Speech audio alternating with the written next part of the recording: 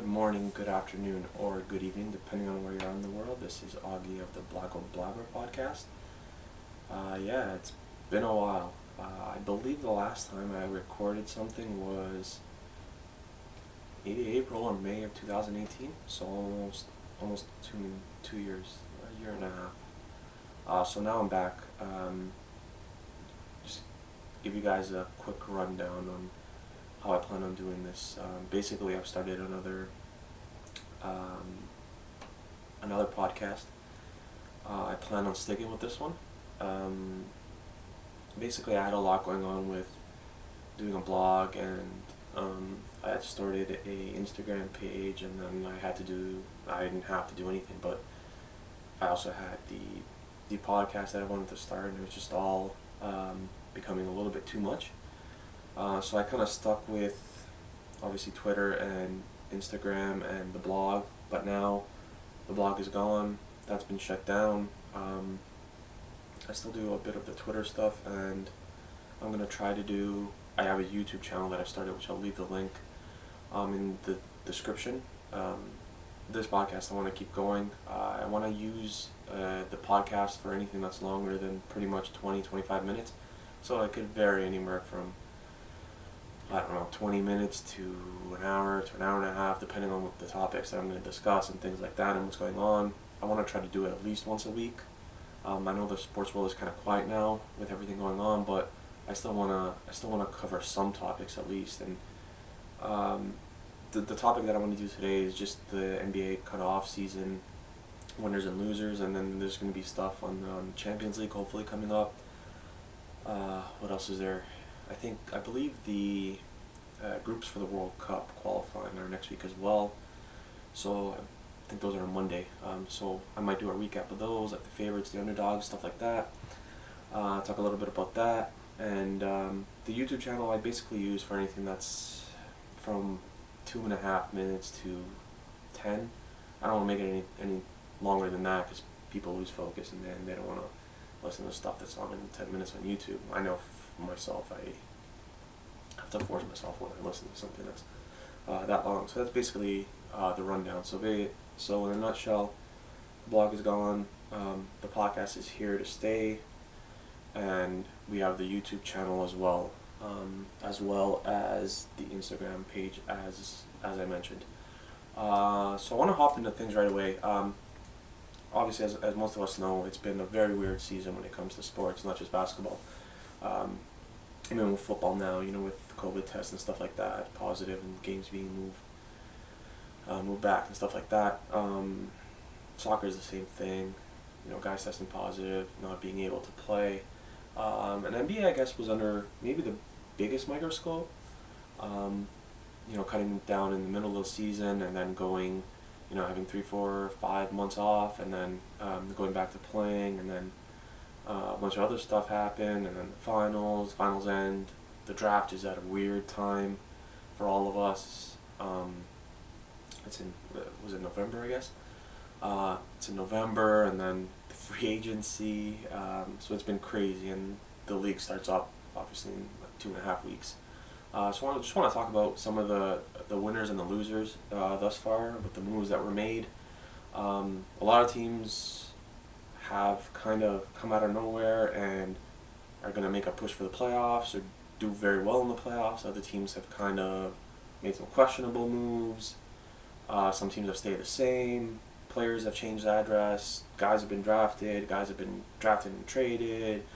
Money being thrown around everywhere, and stuff like that. So I just want to start talking about that a little bit.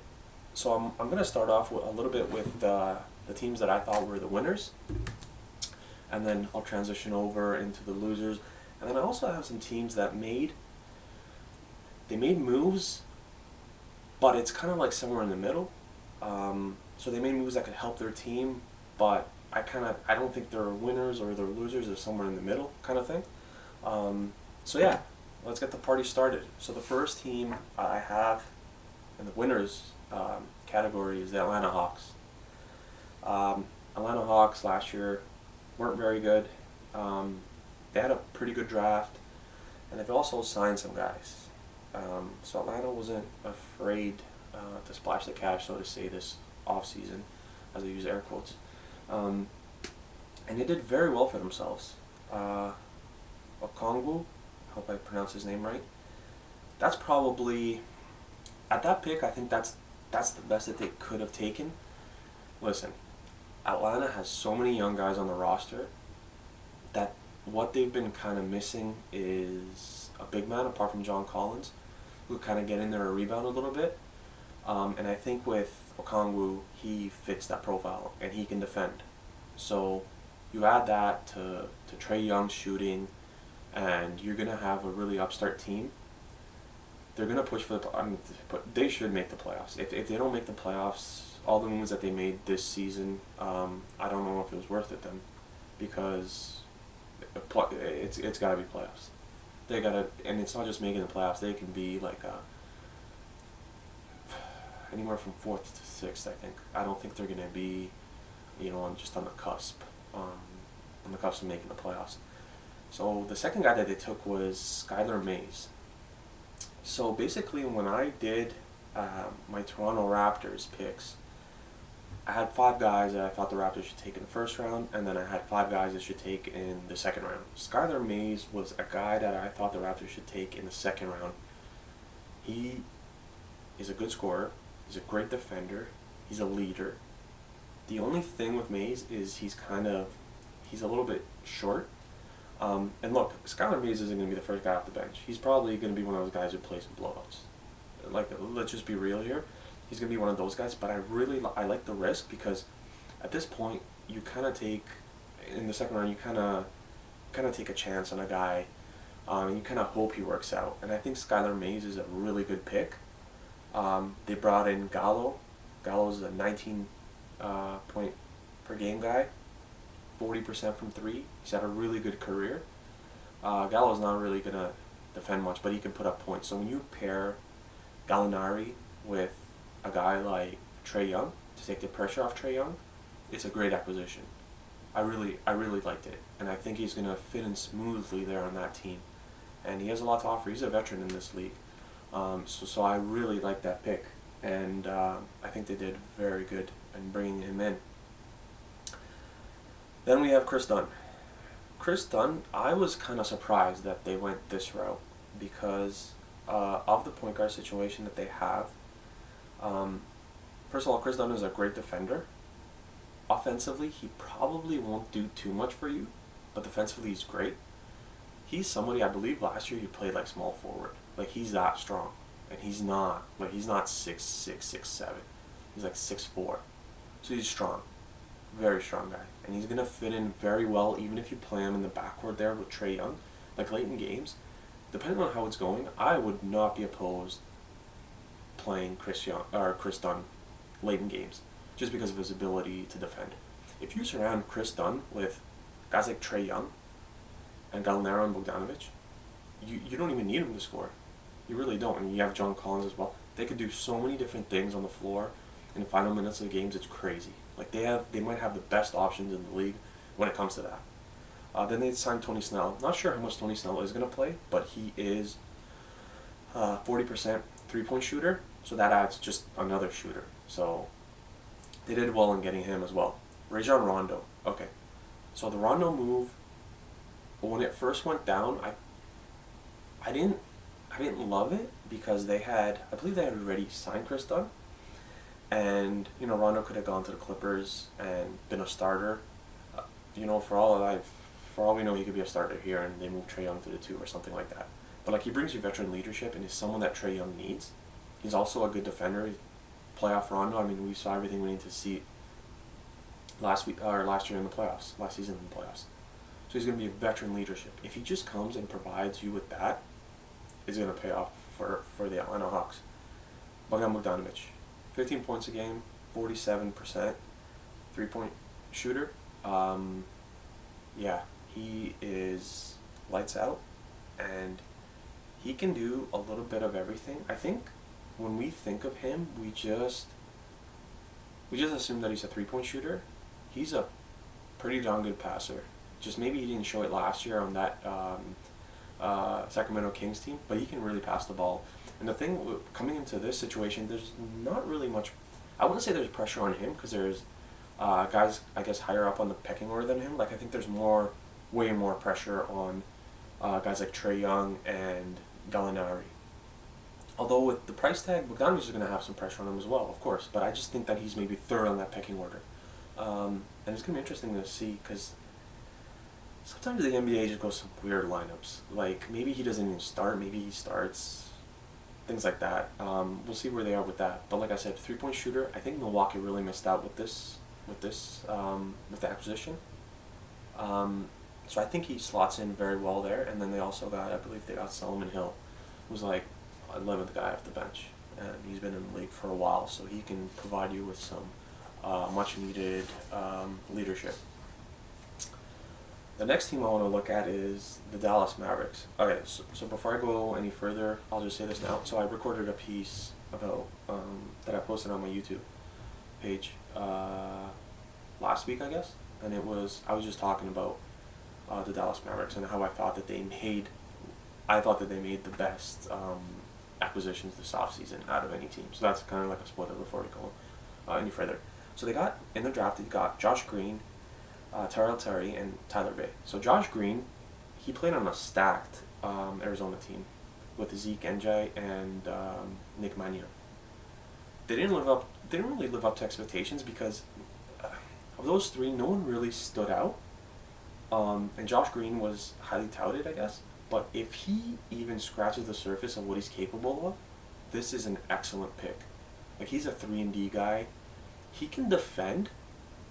He just didn't really he showed signs of it, but he just didn't put it on full display the entire season. And I think that's what kind of rubbed people the wrong way. He also has some injury concerns, which is, I guess that it's why he fell. Like if you follow the mock drafts, even when he was struggling last year, Josh Green was like a top 15 guy. So, basically, he kind of fell. He didn't really live up to expectations, I guess, that people thought. Plus, he also played with 3 other guys, so they kind of share the scoring load there. But if he can if this can motivate him, he could be an exceptional pickup. Tyrell Terry is and I talked to my friend about this. He's like a Trey Young light. Like he'll put up points, and he's actually a pretty good passer as well. But he the guy just doesn't defend. So I thought that pick was great, and it was second round. And Tyrell Terry was a guy that I didn't even have on my list of the 5 Toronto Raptors because I thought he was going to be gone. I thought he was going to go anywhere from 15 to 20. I thought Philly would have been perfect for Tyrell Terry, where you can just stand out there and shoot threes all day. But they decided to go a different way. So I think Tyrell is going to be a great guy off the bench. I fully expect him to play right away. Not as a starter, but he is a guy who can play anywhere from 15 to 20 minutes in his first year. And with some of the injury concerns Dallas could have, he can be a guy who plays even more, 20, 25. Tyler Bay is the most athletic guy in the draft. He's a 3-and-D guy as well. So you sense a pattern here. 3-and-D guy. We'll see how much he plays. I think the Porzingis injury and stuff will have an impact on how much he plays. He's something like 6'7", but he's a power forward. So we'll see how they use him. Again, I like the pick.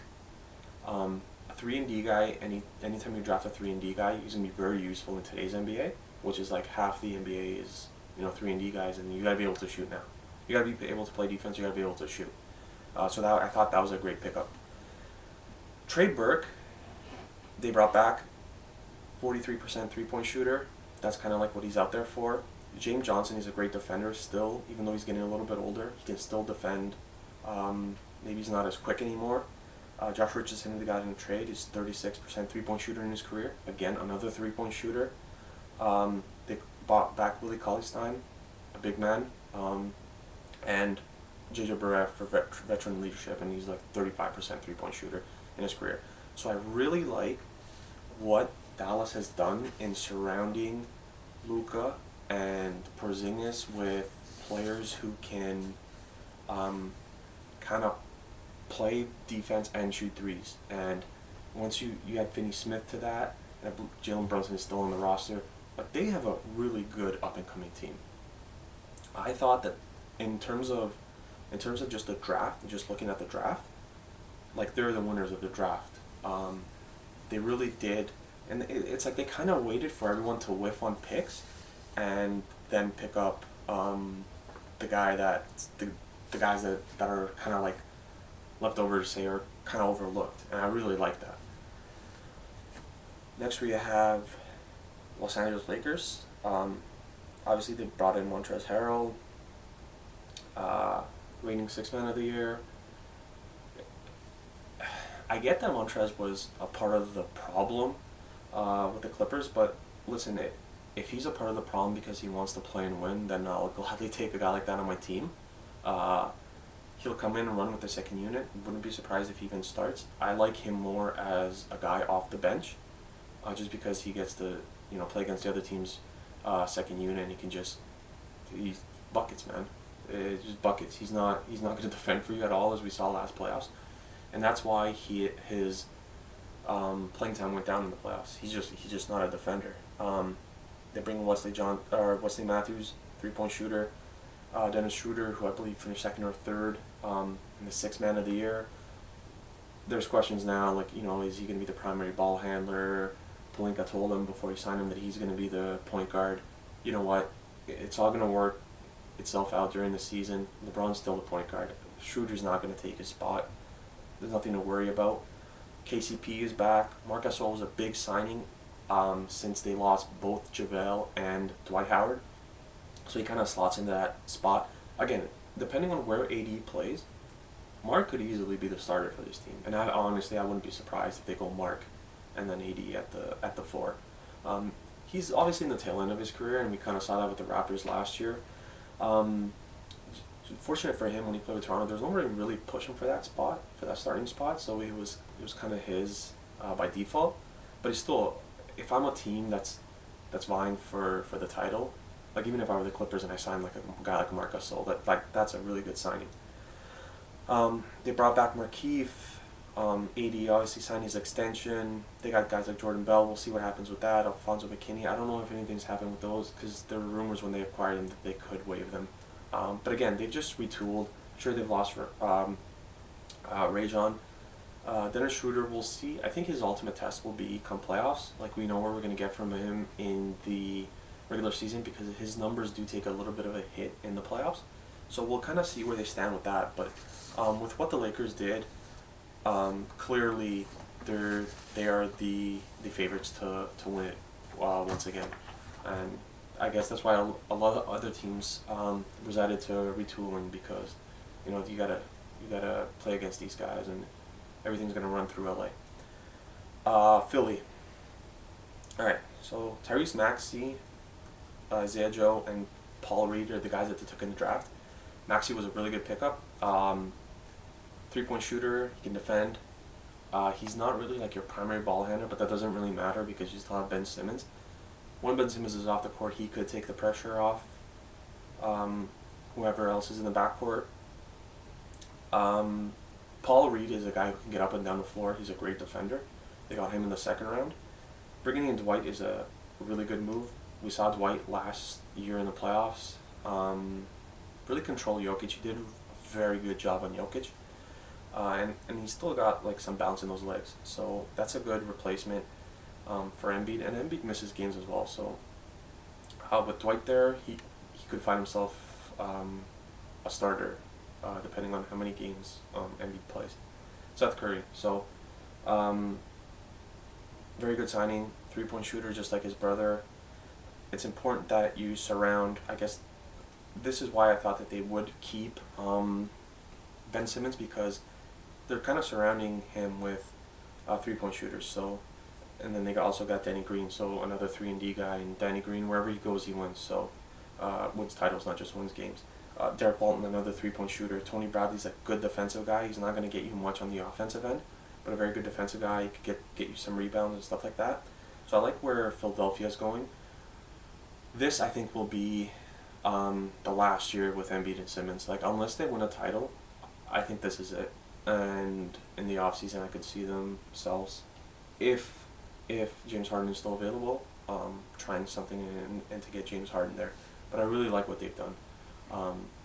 They've retooled very well, and they've surrounded the team that they already had with some really good shooters and defenders, and like there's no more excuses now.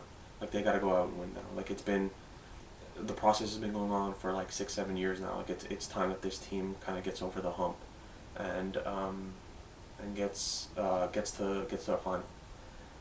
Phoenix Suns. So very, very interesting offseason. Jalen Smith is a guy that they took in the draft. Very skilled big man who probably won't start, but he'll come off the bench and he'll play minutes since Aaron Baines is gone now. Obviously, the big fish was CP3. So you pair Booker up finally with a guy that he can learn from for the next at least year or two, depending on how long Paul stays there. Like they have to be an NBA playoff team now. Like there's no more excuses. Kind of like Philly, just on a different scale.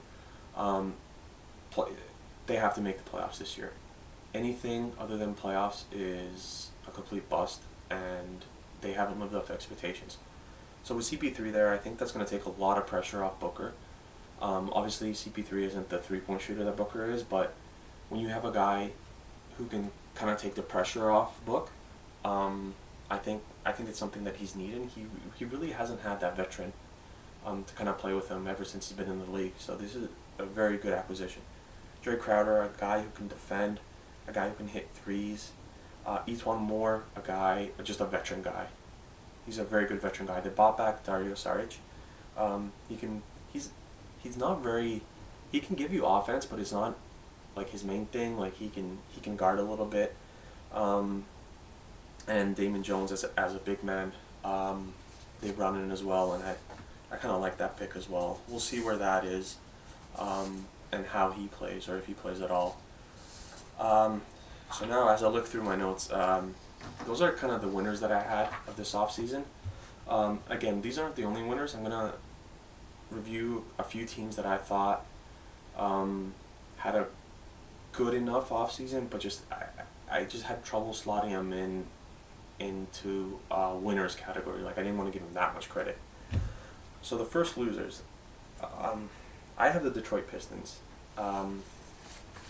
Not sure what they were doing this offseason.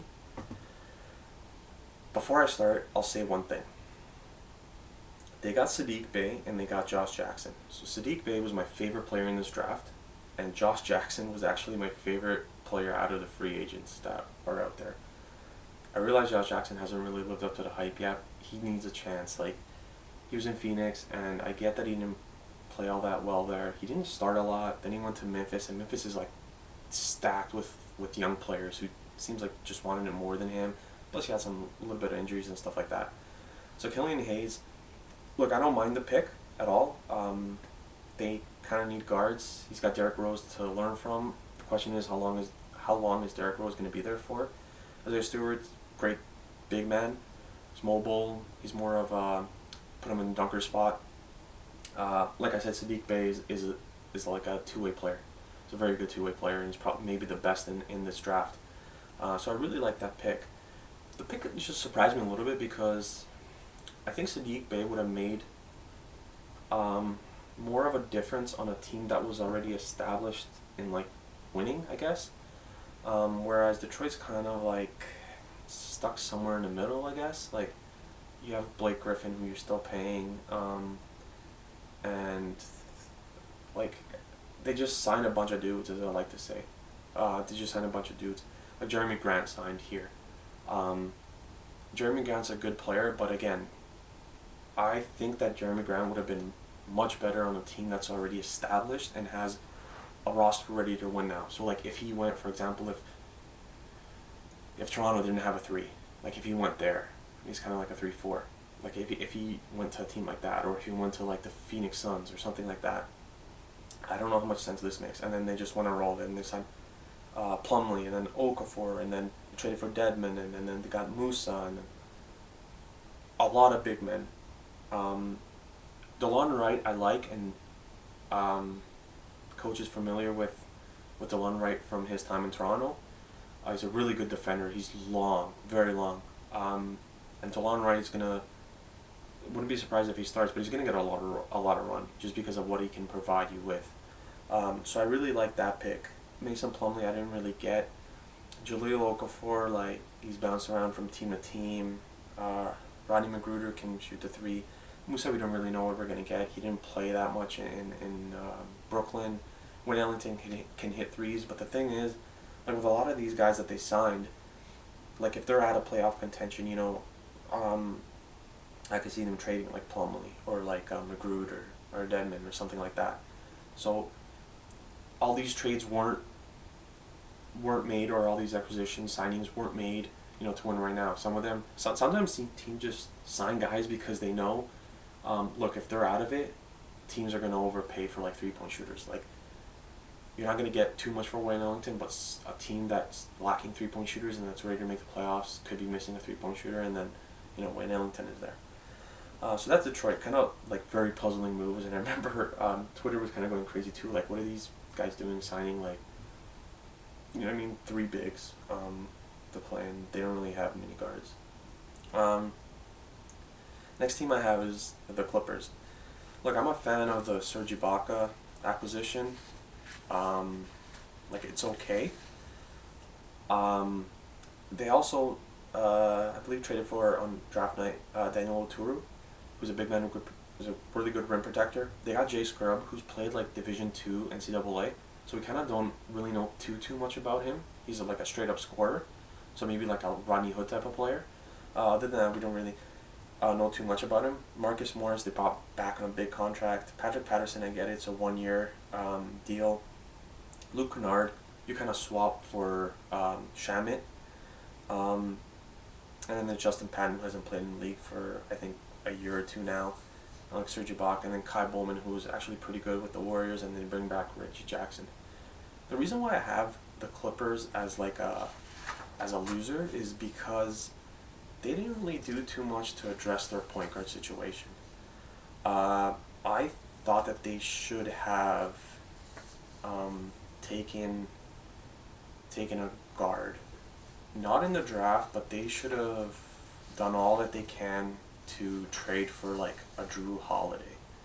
Like, I think a Drew Holiday would have been very good on this team, and I mean, you would have had to given up a lot to get him, but I think where they are at, they should have done that.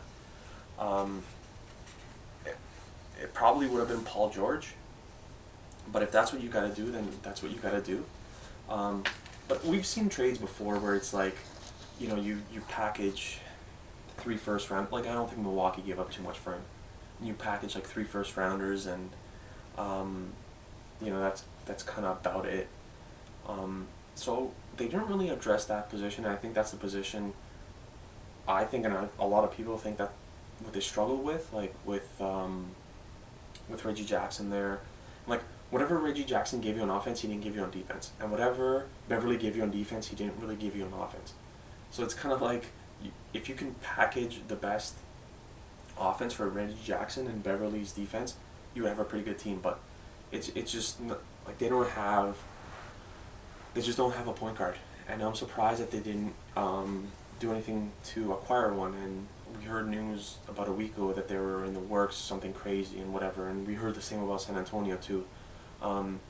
So they didn't end up doing anything, which I thought was weird. I really thought that they would acquire a point guard, which they didn't do. The next team is Portland. CJ Ellaby, they took in the draft.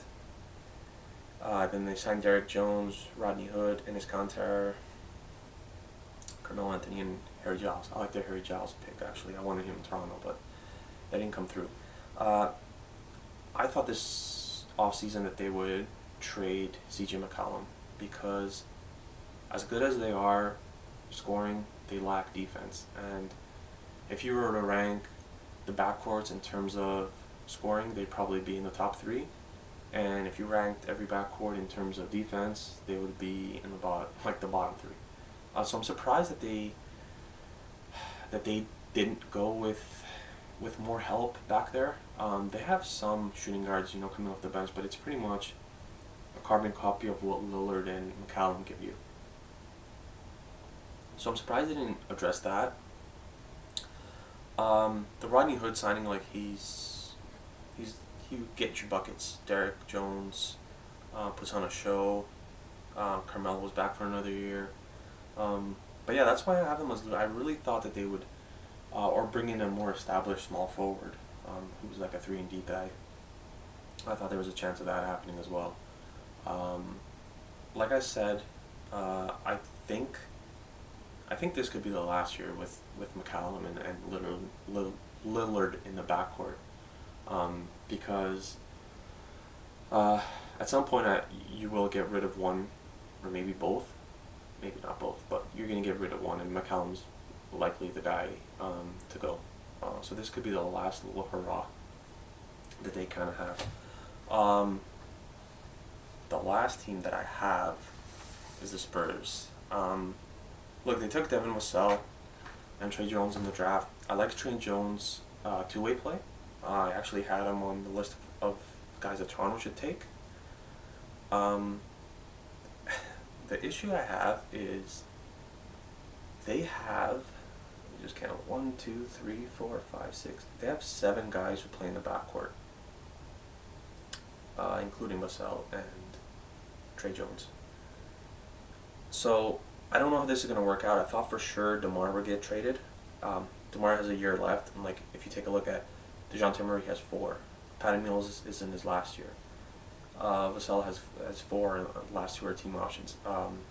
Derek White has 1 year left. Lonnie Walker has 2 years left. Last one is a team option. Trey Jones signed for 3 years.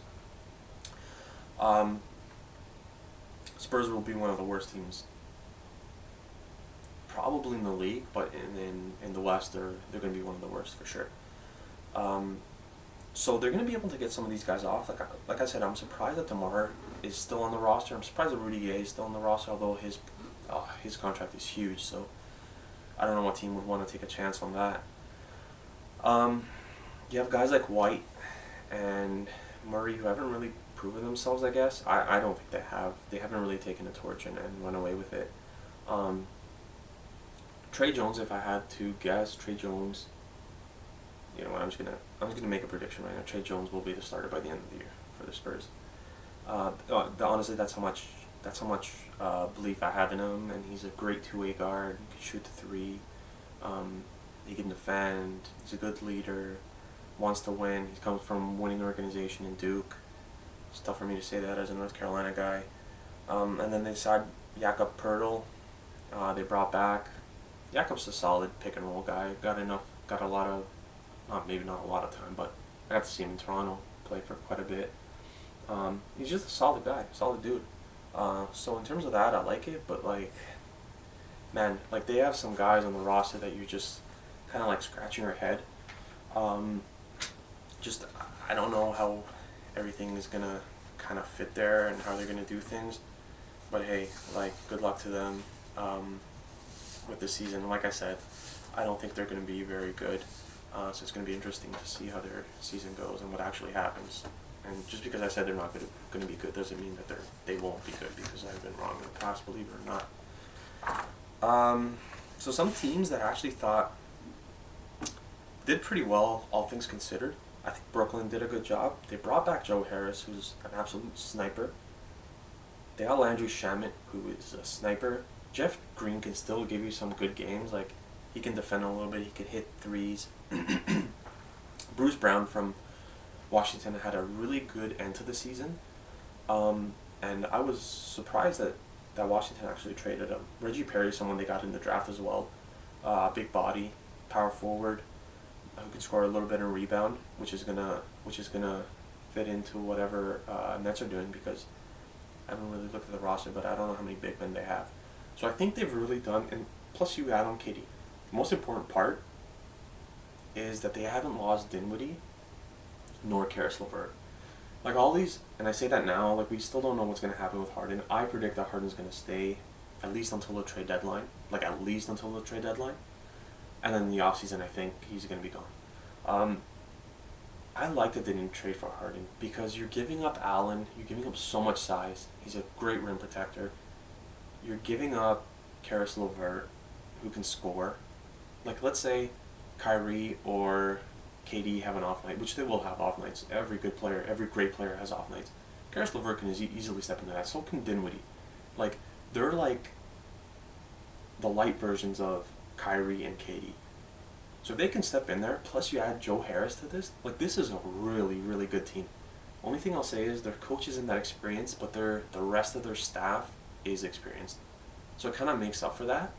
So I think they're kind of headed in the right direction here if they could kind of work everything out. And Landry Shamet, like I said, he's a sniper. He can hit shots. Another team that I like, Golden State. Poor Golden State, poor Clay. I think that they did a really good job in the draft. James Wiseman was, I believe, the obvious choice for them to take. They just lack big men. So if it was Wiseman, if it was anyone else, I would have gone with the center there. And if Wiseman was projected to go, like, let's say 9th to 11th, I would have traded down and taken him. Because your starting five before the Clay injury was already established. Like Draymond at the 4, Wiggins at the 3, and then you got Stephen Clay in the backcourt, and then you just need a big man, which is Wiseman. We didn't see too much of him in college basketball because of the suspension. He only played something like 3 games. He could kind of get up and down. He could get you garbage baskets. He can rebound for you, which is most important. And like I said, they don't have a big man, so Wiseman is going to play a lot of minutes. Like, if he can get his motor up and he can get up and down the court, he's going to play a lot of minutes. Like, they really don't have big men. So, he fell into their lap, and it's the best pick that they could have taken. Although, I'll say one thing. Draft night, when you hear something like Clay is probably going to be out for a long time, you kind of, it throws a wrench into your plans because it's something that you weren't planning on, obviously. You never plan on a guy getting injured and being out for the entire season. But they could have gone other ways. Like, they could have taken Denny Avdiai or Isaac Okoro. Okoro would have made a lot of sense too. He could get you a lot of garbage baskets. He's a great defender. He probably could have, you could argue he could have started. So there's a lot of different places that could have gone. But I think the fact that James Wiseman was still on the board as a big really tells you everything you need to know. And I think that they made a really good pick there. Like I said, he's gonna play a lot, and I can't wait to see him in the NBA.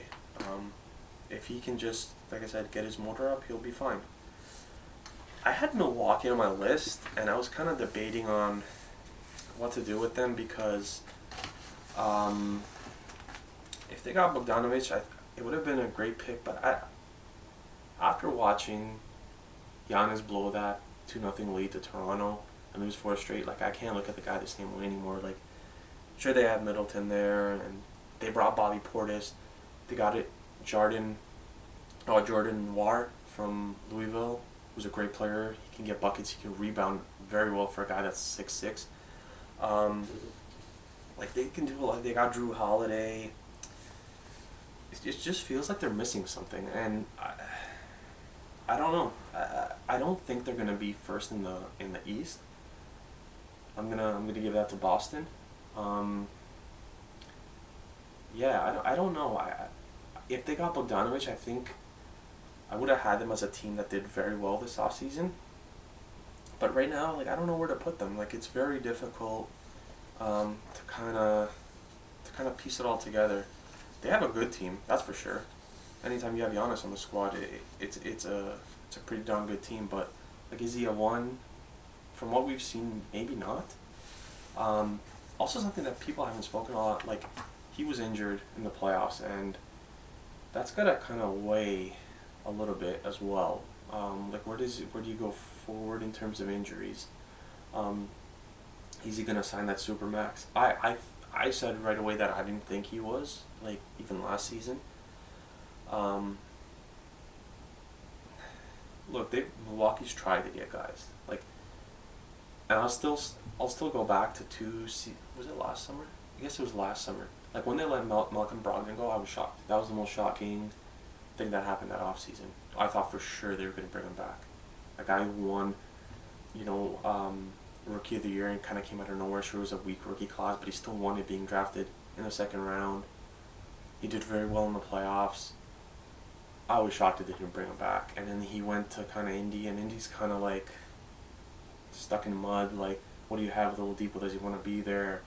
there's a lot of nice players on Indiana, but is it really, like, do they have a winning culture, stuff like that?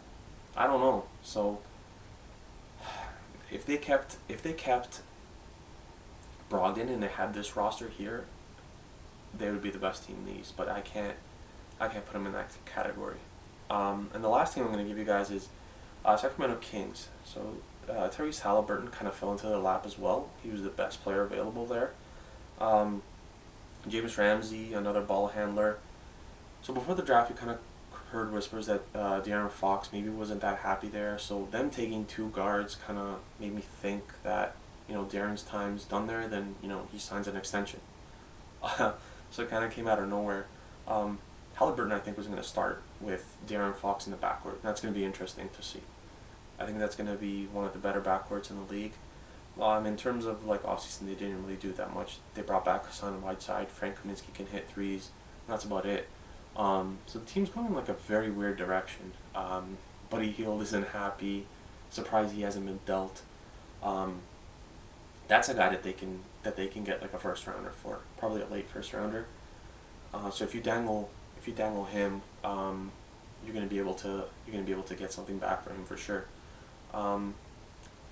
So Sacramento is on my list there too. Yeah, just a lot of weird things going on in that organization. It all started, I guess, kind of with that. Maybe not started, but it kind of reached climax when they passed on Luka Doncic to take Bagley, who's a good player, but what Luka's doing now is incredible. So I guess that's kind of where it started with them. And that's pretty much my wrap-up of the teams. Other teams could obviously make a push. There's still trades that can go down. We'll see what happens with Harden. The Russ thing obviously kind of took the league by storm the last 2 or 3 days. But yeah, so that's the end of the first podcast. Let me know what you guys think, who you guys thought the winners, losers are. I'm going to post all my social media in the description of this video. Like I said, I'm going to try to do this once a week. I'm mostly going to cover basketball and soccer because those are the 2 sports that I follow exclusively. Later on, I might dip a little bit into baseball and football. Might have some guests on the show as well. So we'll see. We'll have fun with it. Play it by ear. You guys stay safe out there.